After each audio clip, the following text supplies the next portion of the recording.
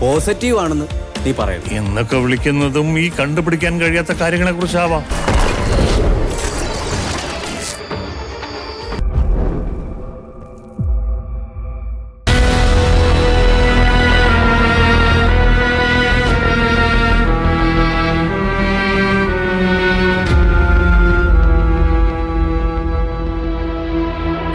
ശരത്തേട്ടാ,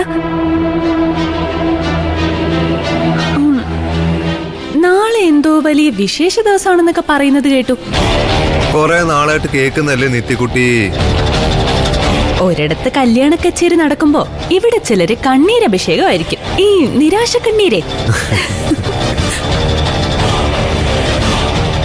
നിത്യമോൾ എന്താ ഉദ്ദേശിച്ചേ? അല്ല, നിങ്ങളുടെ സ്വന്തം നിരഞ്ജ സാറിന്റെയും അക്ഷര മാഡത്തിന്റെയും കല്യാണമല്ലേ? അപ്പൊ നിങ്ങക്ക് സങ്കടം കാണാതിരിക്കോ? അതാ ഞാൻ ഉദ്ദേശിച്ചേ. നിത്യേ, തോന്നിവാസം പറഞ്ഞ അടിച്ച് നിന്റെ പല്ല് ഞാൻ താഴ്ത്തിടും. പല പ്രാവശ്യം ഞാനിത് നിന്നോട് പറഞ്ഞിട്ടുണ്ട്.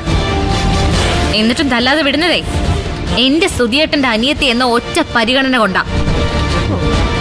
പിന്നെ നിന്റെ ഈ ശരത്തേട്ടന് മുന്നിൽ വെച്ച് തന്നെ മേടിച്ചു കിട്ടണമെന്ന് നിർബന്ധമാണെങ്കിൽ ഞാൻ തരാം. എന്തേ, വേണോ? അല്ല ദേവിയേട്ടത്തിയെ, ആ കല്യാണം നടക്കൂ? നിനക്കെന്താ ഒരു സംശയം പോലെ? ദൈവമല്ലേ എല്ലാം തീരുമാനിക്കുന്നത്. വിധി പോലല്ലേ ഓരോന്നും നടക്കൂ. വരുന്നത് അങ്ങ് നേരിടുക, അനുഭവിക്കുക. ആടാ, അങ്ങനെ തന്നെയാ. നിന്നെ പോലെ ഒരു ദുർവിധി ഈ വീട്ടിൽ വന്നു കയറിയില്ലേ? നിങ്ങൾ അനാവശ്യം പറയരുത്. ശരത്തേട്ടൻ എന്റെ ഭർത്താവാകാൻ പോകുന്ന ആളാ.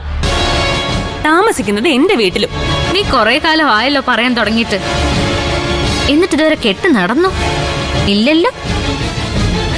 മരിച്ചുപോയ നിന്റെ ഏട്ടന്റെ ഭാര്യയായിട്ടും നീ എന്നെ വിധവാന്ന് പറഞ്ഞ് ഒരുപാട് ആക്ഷേപിച്ചിട്ടുണ്ട്. പക്ഷെ ഇപ്പോഴും എന്റെ കഴുത്തിൽ ആ താലിയുണ്ട്. എന്റെ സുധിയേട്ടൻ കെട്ടിയ താലി. നെടുന്തൂണ് പോലെ ഇങ്ങനെ നിൽപ്പുണ്ടല്ലോ നിന്റെ ശരത്തേട്ടൻ. എന്നിട്ട് എന്തുകൊണ്ടാ ഈ ശരത്തേട്ടൻ നിന്റെ കഴുത്തിലൊരു താലി കെട്ടാത്തത്?